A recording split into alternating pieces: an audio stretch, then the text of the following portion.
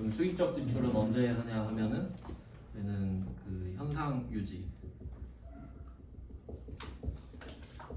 원상 회복 일 때. 현상 유지, 원상 회복. 그러니까 의미를 생각해야 돼요. 그러니까 이 단어를 외우는 게 중요한 게 아니라 현상을 유지한다. 그러니까 뭐 예를 들면 우리 밥 먹는 거랑 비슷해요. 밥을 먹으면 엄청 좋아지는 게 아니라 배고프면 밥 먹고 배고프면 밥 먹고, 이게 현상 유지입니다. 원상 회복 개념이고. 근데 보면 자동차에 쓰는 돈 있잖아요. 자동차한테 쓰는 돈은 거의 유지비죠. 기름 넣고 타이어 갈고 뭐 엔진 오일 갈고 이런 것들. 그래서 얘네들은 별말 안 해도 자동차 부품 교환했다 하면 수익적 지출이에요. 그 얘는 비용 처리하잖아요. 계정 과목은 둘 중에 하나죠. 차량 유지비, 수선비밖에 없습니다.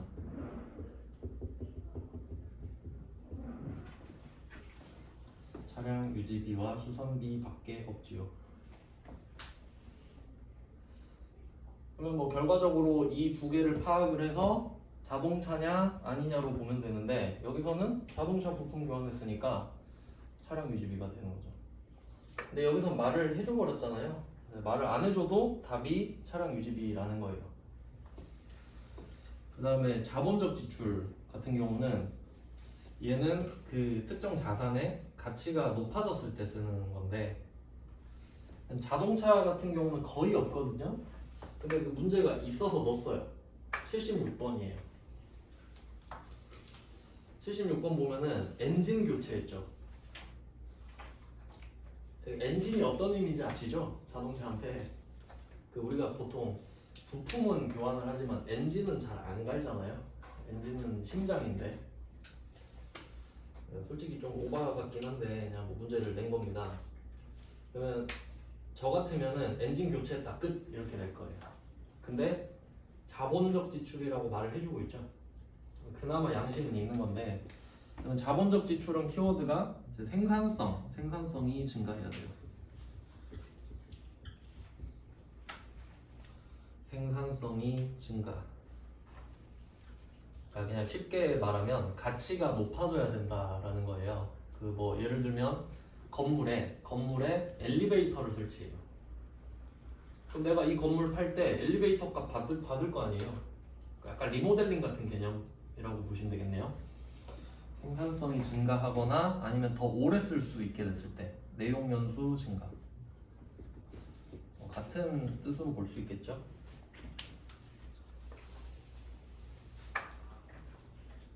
그러니까 뭐 예를 들어서 엔진이 터졌다고 해볼게요. 극단적인 예시로 엔진이 터졌어요. 근데 새 엔진을 갖다가 꽂으면은 다시 차를 오랫동안 쓸 수 있게 되잖아요. 그런 의미라고 보셔야 돼요. 그래서 얘는 차량 운반구가 되겠죠. 여기서는 자동차의 가치가 다시 높아졌으니까. 그러니까 건물에다가 자본적 지출을 하면 건물이잖아요. 근데 차에다가 자본적 지출을 하면 차겠죠. 그 정도는 응용하실 수 있을 거라 생각합니다. 그래서 75번과 76번을 비교해보라고 넣어놓은 겁니다. 그러니까 둘 다 생각해야 된다는 거죠. 그러면 둘 다 연습을 해볼게요. 75랑 76을 비교하고 있어요. 75번은 일단 첫 번째, 부가가치세를 냈냐 안 냈냐. 냈죠. 세금계산서를 받았다가 증거가 되겠죠. 그러면 두 번째, 돌려받을 수 있냐 없냐. 못 돌려받죠. 불공제 사유니까, 2000cc 승용차니까. 그럼 이게 끝이에요. 부가가치세를 냈지만 못 돌려받는다. 근데 세금계산서를 받았으니까 54번 불공의 유형으로 불공제다. 부가가치세는 이렇게 정리가 되고, 두 번째는 재무회계잖아요. 그럼 이 돈을 왜 썼냐? 수익적 지출로 썼다. 자동차한테. 그래서 계정 과목이 차량 유지비. 이렇게 보셔야 된다는 거예요. 두 개로. 근데 얘는 디테일이 한 개 더 있어요. 얘만 분개를 한다 했잖아요. 한번 보면은 일단 차량 유지비는 비용이니까 또 비용 나오면 500, 800을 구분하는 이슈가 있죠. 엄청 복잡한데 75번은 영업용이니까 제조랑 관련이 없잖아요. 영업은 제조 자체랑은 관련이 없죠. 그래서 800번 차량 유지비 80만 원이라고 쓸 겁니다. 뭐 불공이긴 한데, 그러면 원래는 우리가 8만 원을 돌려받을 수 있어야 되잖아요. 적격 증빙을 받았으니까. 근데 불공제 사유면 못 돌려받죠. 그러면 이때 이 8만 원은 그냥 못 돌려받으니까 차량 유지비에 포함이 돼버리는 거죠.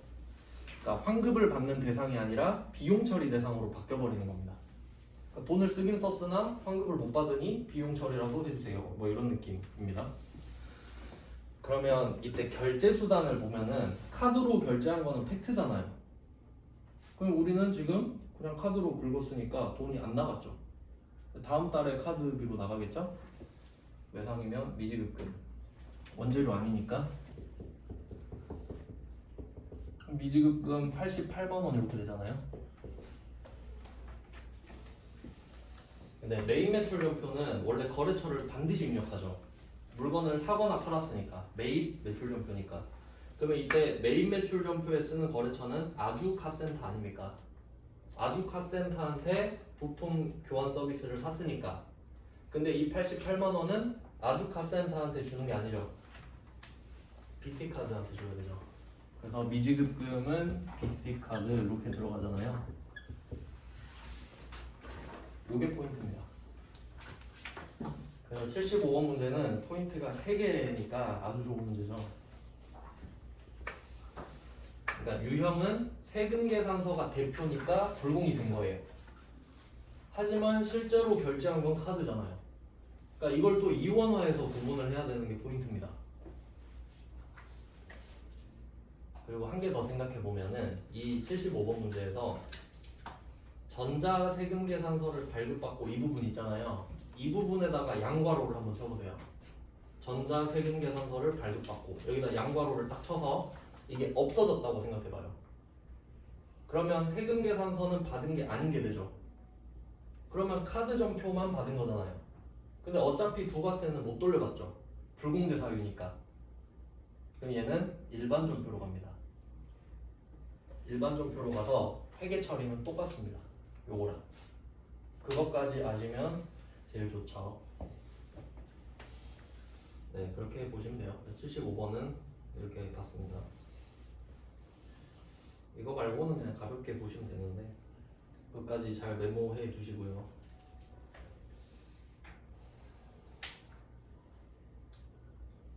네, 그 다음에 뭐 76번은 아까 말씀드린 대로 엔진 교체 되게 특이한 경우, 자본적 지출에 해당한다라는 말은 솔직히 없어도 됩니다.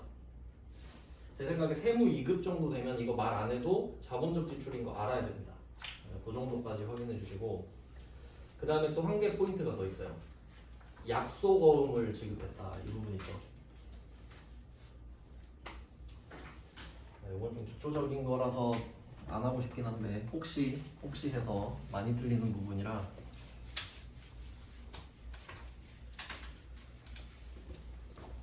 우리 영업이 있잖아요. 영업은 우리의 본업을 말합니다. 제조업인데 우리의 본업은 제조업이에요. 그러면 제조업의 영업은 원재료를 사고 제품을 파는 겁니다. 원재료 사고 제품을 파는 것. 그리고 이거 계정 과목이 대칭이 안 되죠? 사올 때는 원재료인데 팔 때는 제품이 아니라 제품 매출이잖아요. 요거는 이제 재고자산에서 한번 설명을 드릴 것 같고, 그러면 이때 원재료를 샀을 때 외상을 하면 매입 채무죠. 외상 매입금 지급업 이고 사는 쪽이니까. 그 다음에 원재료가 아닌 걸 외상할 수도 있잖아요. 그러면 그때는 미지급금으로 빠지죠. 그 다음에 뭐 제품 매출은 파는 쪽인데 외상 매출금 받으러. 그리고 제품 매출이 아닌 걸 팔았다. 그러니까 사용하던 자동차를 판 건 제품이 아니죠. 그럼 그때는 미수금 이렇게 나오죠. 아주 기본적인 건데 엄청 많이 틀리거든요. 이거 미지급금 미수금. 그리고 우리가 제조업이긴 한데 여기에다가 도소매업을 겸할 수도 있거든요. 괜찮은 건 좀 떼다가 팔 수도 있죠. 그러면 원재료에 상품이 추가되고 제품 매출에 상품 매출도 추가될 수가 있겠죠. 네, 스펙트럼은 이 정도입니다. 우리의 영업이에요. 이게 영업의 범위. 그러니까 이거 빼고는 전부 다 비영업입니다. 그럼 비영업은 미지급금, 미수금이 나와야 되죠. 이렇게 정리가 되는데 그러면 이때 76번이 약소거음을 지급했잖아요.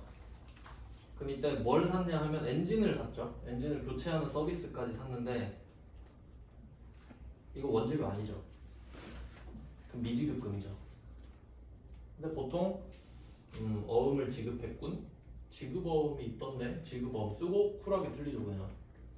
지급어음이 아닌 게 포인트입니다 여기서는. 그러니까 76번 문제에서는 당사 발행 약속어음을 지급하고 이렇게 돼 있잖아요. 이 부분을 지워 보면 이 부분을 지워도 답이 똑같죠. 그러니까 어음을 주면서 외상을 하든 어음을 안 주고 외상을 할 수도 있잖아요. 말로. 그래도 미지급금이죠. 어음을 줘도 미지급금이죠. 그럼 지급어음을 언제 쓰냐? 원재료랑 상품 샀을 때 그리고 어음을 줬을 때죠.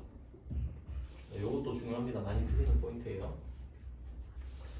그러니까 우리는 부가가치세 쪽이랑 재무회계 쪽을 항상 같이 생각해야 됩니다. 그래서 1번이 부가가치세, 2번이 재무회계. 네, 76번은 뭐 그런 문제고요. 그 다음에 77번 이제 뭐 해봤던 건데 개별 소비세 과세 대상 나왔잖아요. 그럼 얘는 그냥 불공제 대상이구나 라고 보시면 끝이죠. 근데 여기서 조심하셔야 될 건 뭐냐면 77,000원의 공급대가라고 써 있는 거죠. 공급대가. 네, 그러면 7만원에 7,000원이 붙어서 77,000원이 된다 이 뜻인데. 그럼 이때 7만원이 공급가액이죠. 그러니까 상대방 입장에서는 7만원짜리 물건을 나한테 판 거잖아요. 공급해줬죠. 근데 그 사람 입장에서는 7만원짜리 팔면 7,000원을 낼 의무가 생기죠. 그러니까 나한테 대가로 77,000원을 요구하지. 그래서 이때 77,000원이 공급 대가가 되고요. 그럼 이 공급 대가라는 뜻은 부가가치세를 포함했다라는 의미가 되죠. 같은 뜻이죠. 그러니까 공급 대가는 부가가치세 포함이랑 같은 뜻이죠. 혹시 이거를 착각하시면 안 됩니다. 77,000원에 7,700원이 또 붙는다라고 생각하면 안 된다 이거죠. 그러니까 얘는 그 유형이 불공이잖아요. 세금 계산서를 받았으니까. 그럼 얘는 7만원 써야 되죠. 7만원 써야 됩니다. 네, 그러면 뭐 유지, 기름 넣는 것도 유지니까 그러니까 평생 기름 넣을 때마다 불공을 당하는 겁니다. 그 다음에 78번 승용차 3300cc. 그 다음에 얘는 주차권이죠. 주차도 유지잖아요. 그러니까 제가 유지로 나올 수 있는 거 다 넣은 겁니다. 부품이 소모성이 강한 걸 교환했느냐, 부품인데 엔진을 교환했느냐, 뭐 미션도 포함이 될 것 같아요. 엔진 미션은 비싸니까. 그 다음에 자동차 기름 넣는 거 하고 주차권 사는 것도 유지다. 제가 문제를 탈탈 털어봤는데 이 정도까지 나왔습니다. 네, 그러면 여기서도 마찬가지로 여기에 뭐 영업용 차가 된다든가 화물차, 승합차, 경차 들어가면 세액공제 받을 수 있죠. 당연히 응용돼야 됩니다. 이 정도는. 차는 좀 스펙트럼이 컸어요. 그 안에 디테일도 다 따져봤습니다. 그럼 이제 영업이랑 관련이 없는 거는 다 봤어요. 이제 영업이랑 관련 있는데도 안 해주는 거는 유일하게 접대가 있었습니다. 접대 볼게요. 접대도 한번 생각해 보면은 보통 거래처한테 선물 주는 게 접대인데 그 접대도 면세 물건 접대할 수 있잖아요. 대표적으로 화환 이런 거 나오죠. 그럼 화환은 접대해봤자 면세니까 면세로 끝. 네, 근데 얘는 세금 계산서를 받았으니까 네, 뭐 부가가치세가 있겠죠. 그리고 참고로 그 세무 2급까지는 일반 전표랑 메인 매출 전표 문제가 구분되어 있습니다. 그러니까 일반 전표 5개 푸세요. 메인 매출 전표 5개 푸세요. 그렇게 돼 있으니까 틀릴 수가 없죠. 일반 전표 풀면은 아 여기 메인 매출 전표는 안 나오겠구나 생각을 하면 되잖아요. 근데 실제로 생각해봐요. 말을 해주나요 누가? 이거 일반 전표에 써야 되는. 근데 전산세무 1급 가잖아요. 섞어서 내 문제예요. 그냥 적절하게 쓰세요 이렇게 되거든요. 그래서 제가 세무 1급도 참고로 넣은 겁니다. 그러니까 그것까지 감안하고 보셔야 된다는 거지. 그러니까 시야를 자격증으로 좁히지 마시고 실제로 내가 적으려면 좀 이 정도까지는 공부를 해야겠구나라고 생각을 하셔야 된다는 거죠. 네, 뭐 그렇게 돼요. 세무 1급까지 생각을 한다면. 그러면 79번은 매출거래처에 선물을 하기 위해서 선물 세트를 샀죠. 그러니까 이 선물 세트는 그냥 왓에 해당하는 대답인데 이 선물 세트를 우리 직원한테 줄 수도 있잖아요. 우리 직원한테 주면은 이거 복리후생비죠. 그럼 부가가치세 돌려받을 수 있죠. 여기까지 생각을 해야 된다고. 그러니까 선물 세트가 중요한 게 아니라 매출거래처한테 선물하는 게 중요한 거구나. 이 정도 파악하셔야 되고요. 그럼 어쨌든 접대잖아요. 영업부서죠. 영업부서. 영업부서밖에 없네. 80번도 영업부서인데 제 기억인지 모르겠는데 구매부 그냥 제 생각인가 모르겠는데 구매부 매입거래처 이럴 수도 있죠. 구매부는 원재료를 구매하는 부서일 거 아니에요. 그럼 구매를 해야 제조하죠. 그럼 구매부 쪽에서 접대를 할 수도 있죠. 그럼 이제 500번 접대비도 나올 수 있습니다. 그러니까 지금 79랑 80은 둘 다 매출 쪽 접대비잖아요. 일반적으로 접대하면 매출 쪽으로 하는 게 맞으니까. 근데 접대라고 해서 무조건 접대는 그 800번은 아니다라는 거죠. 500번 접대비도 있는데 제가 그걸 확인을 못했네요. 딴 데 넣어놓나? 그래서 뭐 79번은 선물을 줬다. 그 다음에 80번은 매출거래처 체육대회 후원인데 이것도 그냥 좀 돌려서 접대를 하는 거죠. 이것도 접대다. 이 정도 보시면 되죠. 네, 이렇게 하면은 그 불공제 사유 다 봤는데요.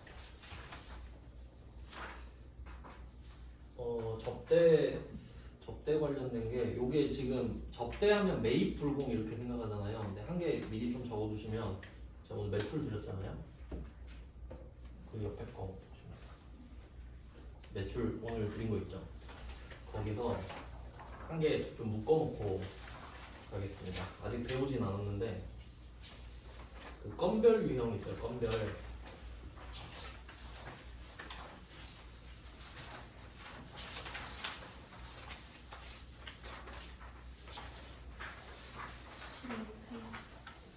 어디에요? 건별? 11페이지. 11페이지에? 왜 11에 넣어놨지?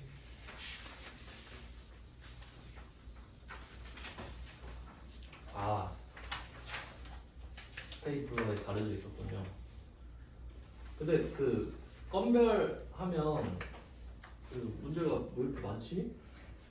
그냥 많이 넣어놨구나. 참고하시라고. 이게 회계 1급 때는 건별 별로 안 중요했잖아요. 일단 간단하게만 설명드리겠습니다. 이게 접대가 두 가지가 있는데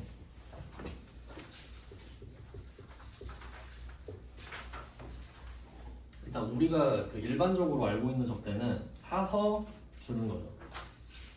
사서 주는 거. 그 나중에 자세히 설명해 드릴 건데 그 간주공급이라는 내용을 나중에 배워요. 이거 불공 끝나고 할 건데 오늘 하겠네요. 이따 하면 되겠다. 그러면 접대 쪽이 그 패턴으로 봤을 때 ABC 패턴이라고 할게요. 자, A, B, C가 있어요.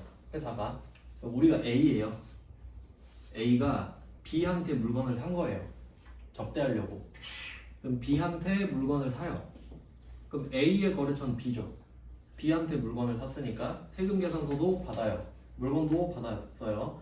그럼 이 물건을 C한테 접대한단 말이에요. 이렇게 접대하는 거. 이게 매입 불공입니다. 우리가 흔히 알고 있는. 그러면 A는 B한테 물건을 사면서 세금 계산서를 받았고 이 물건을 접대하는 거예요. C한테. 이렇게 됩니다. 그럼 한번 생각을 해볼게요. A의 거래처는 누구? 그러니까 A가 B한테 물건을 사서 C한테 접대를 했다. 이렇게 나온 거예요, 문제가. 그럼 당연히 우린 A죠. 그럼 우리의 거래처는 누군가요? 이것도 문제가 되지. 여기서 거래처 C라고 하면 안 됩니다. 한번 생각해봐요. B한테 물건을 샀죠. 그럼 증빙을 누가 줘요, 나한테? B가 주지. 증빙을 주고 받는 곳이 거래처 아닙니까? 맞죠? 그러니까 나의 거래처는 B죠. 근데 문제에서는 C한테 접대한다고 하잖아요. 메인 매출 정표인데 내가 이 접대를 C한테 한다고 했다고 해서 세금 계산서를 C한테 받은 건 아니잖아요. 그 구분할 줄 아셔야 된다고. 그러니까 C는 필요 없죠. 거래처 B 아시겠죠? 그럼 내가 이 B한테 물건 사고 세금 계산서 받았는데 여기 있는 세금 계산서 못 돌려받는다. 이게 불공이잖아요. 근데 우리가 B일 수도 있죠. 그럼 B, C 패턴. A가 없어요 이번에. 그럼 이번엔 우리가 B예요 그냥. 그러니까 B가 접대하기 좋은 물건을 팔아요. 뭐 만년필 같은 거 판다고 합시다. 몽블랑 만년필 이런 거.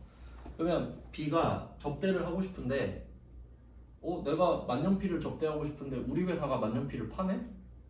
그럼 내가 나한테 살 필요가 있습니까? 없죠. 그럼 이 B가 지 물건을 C한테 주면 끝나는 거 아니에요. 그럼 얘는 이론상 물건을 살 일이 없죠. 근데 국세청이 보기에는 예를 들어 뭐 만년필이 100만 원짜리라고 합시다. 그러니까 100만 원에 파는 물건이에요. 그러면 A는 B한테 110만 원에 샀겠지. 110만 원에 샀을 거예요. 근데 10만 원 안 돌려주겠다 한 거잖아요. 접대했으니까. 거래처는 B, 매입 불공. 근데 B는 매입이라는 절차가 없잖아요. 그리고 또 생각해보면 얘가 이걸 100만 원에 파는데 만들 때 100만 원이 들었겠어요? 그거보다 적게 들었겠죠? 그러니까 뭐 한 70만 원 들었다고 해봐요. 그럼 얘는 이걸 만드느라 70만 원을 썼습니다. 맞죠? 그리고 100만 원에 파는 거잖아요. 근데 지금 이거 물건을 판 게 아니라 접대한 거죠. 그럼 B 입장에서는 70만 원이 사라진 겁니다. 맞아요?